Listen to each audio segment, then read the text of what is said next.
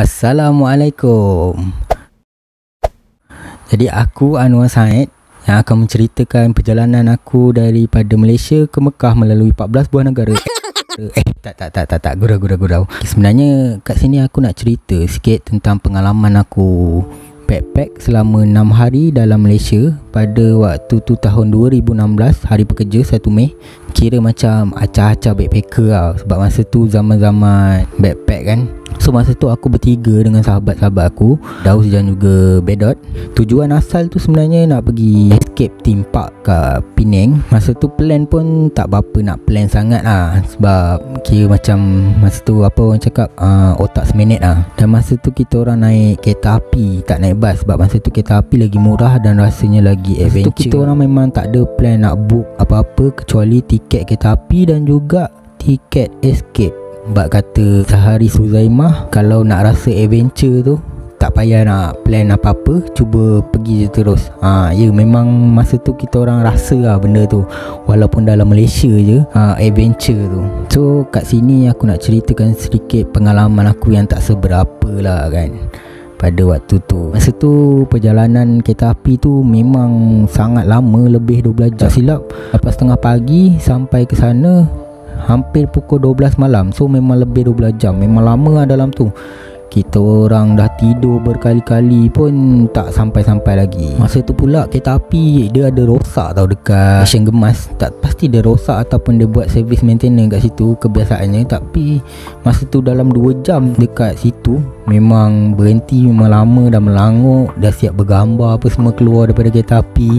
Dah selepas 2 jam barulah gerak balik. Masa tu sampai ke malam tu otak dah jam lah. Memang macam-macam lah buat perangai lah, buat itu buat ini, bergambar lah dalam kereta api tu. Tak sampai-sampai juga. Sempat lah juga merasa makanan dekat kafe ataupun kantin dalam kereta api tu, walaupun agak mahal, nak berasa juga tu. Lagipun tak ada bawa bekal apa-apa, jadi memang lapar jugalah masa tu.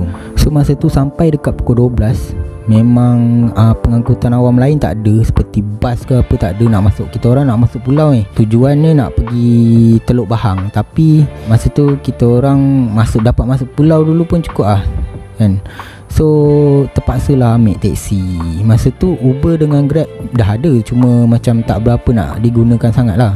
Kira nak cakap modal kita orang pergi ni bajet juga kita orang nak buat style backpacker. Cuma ada lebihan-lebihan kos macam teksi apa semua tu terlebih sikit lah, sebab naik teksi saja dah RM40. Masa pergi pun macam aku daripada Kota Tinggi nak ke Kulai, masa tu aku berdua dengan Daus, paksa naik teksi juga. Sebab kalau naik bas masa tu memang tak sempat, sebab kereta api gerak pukul 8.30 pagi.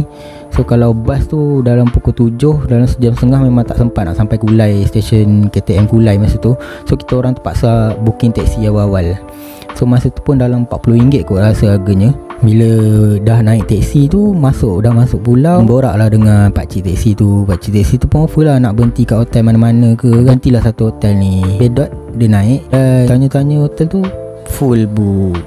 So gerak lah. Lepas tu fikir-fikir balik, tak apalah, tanya pakcik tu mana tempat lepak kat sini yang boleh tidur ke apa kan. So pakcik tu cakap biasa orang kat sini lepak Padang Kota Lama. So menujulah kita orang ke Padang Kota Lama. Sampai je Padang Kota Lama tu, kita orang jalan kaki dulu. Jalan memang jawab, jalan pusing kat area situ untuk cari makan dulu.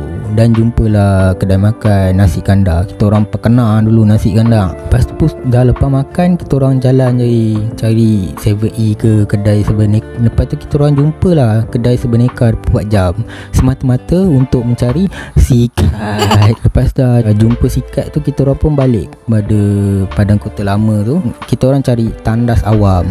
Dah jumpa tapi tandas tu tutup. Ada orang kat dalam ni tengah macam main game kot, tapi tak dilayan lah, cakap esok pagi je. Masa tu memang agak geram lah, sebab dah berlengas lah ni kan. Tapi nak buat macam mana kan, bukan tandas kita.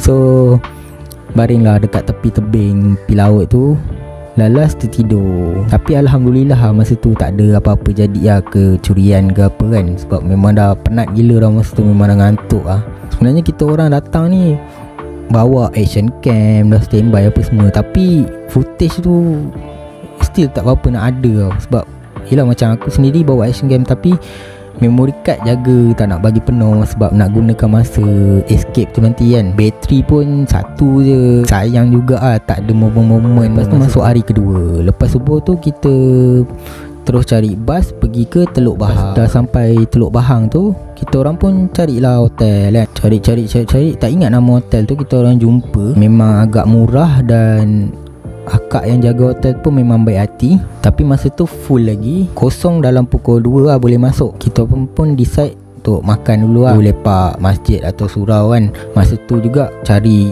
dekat Facebook, dekat Google untuk nak sewa kereta dalam sehari je. Masa tu kita orang ada plan nak check in dekat hotel tu dalam 2 malam je.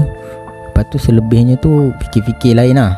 Tu yang nak sewa kereta, sebab rasa untuk 1 malam nak tidur dalam kereta je. Lepas tu kita orang dah lepas pukul 2 tu dapatlah check in, masuk bilik, buka tingkap, dapatlah pemandangan kubur. Tapi tak ada apa pun sebenarnya. Pemandangan kubur tu pun memang kira pemandangan yang hijau lah. Masa tu memang kira macam hutan. Dan pemandangan kubur tu pun mengingatkan kita kepada mati lah. Lepas tu kita petang tu kita orang tu tidur. Masa tu memang penat kan.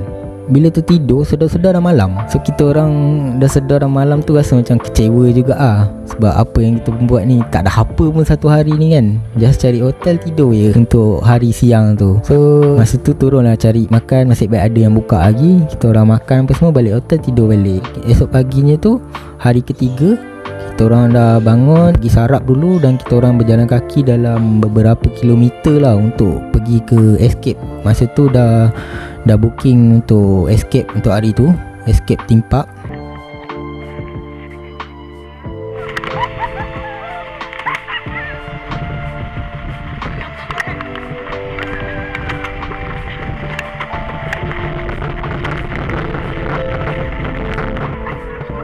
Memang kita orang fun lah kat situ, main macam-macam. Bila dah main sampailah Barai, nak kena jalan kaki balik hotel. Tapi masa tu still bertenaga lagi lah, sebab kita orang dah rehat kan sebelum tu. So malam tu kita orang cari bas pergi Batu Feringgi jap, jalan-jalan dekat situ. Lepas tu dah habis jalan apa semua, kita orang sebelum bas tu tak ada, kita orang decide untuk balik hotel tu dah lah. Balik hotel tidur macam biasa. Okay, itu sajalah perkongsian aku, pengalaman aku yang tak seberapa acah-acah backpacker di dalam negara sendiri pada 2016. Aku tak nak cerita panjang-panjang, so aku bahagikan video ni kepada 2 bahagian. Terima kasih. Assalamualaikum.